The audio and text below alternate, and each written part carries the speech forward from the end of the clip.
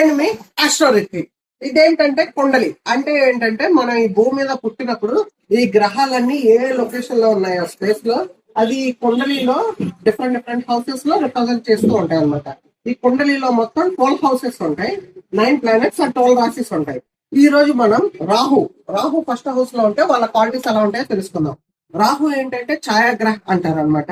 ఈ Rahu first house లో ఉన్న వాళ్ళు ఏంటంటే చాలా అంబిషియస్ నేచర్, వాళ్ళకి డిజైర్స్ చాలా ఎక్కువ ఉంటాయి అనమాట. ఏ రేంజ్ లో డిజైర్స్ అంబిషియస్ ఉంటాయంటే వాళ్ళ ఇంట్లో వాళ్ళు కూడా వాళ్ళని రెబలెస్ గా అనుకుంటూ ఉంటారు అనమాట. వాళ్ళ మెంటాలిటీ కూడా చాలా డిఫరెంట్ మెంటాలిటీ, చాలా వెరైటీగా అన్కన్వెన్షనల్ గా out of the box thinking లాగా ఉంటది అనమాట. వాళ్ళ మెంటాలిటీ కూడా ఎక్కువ.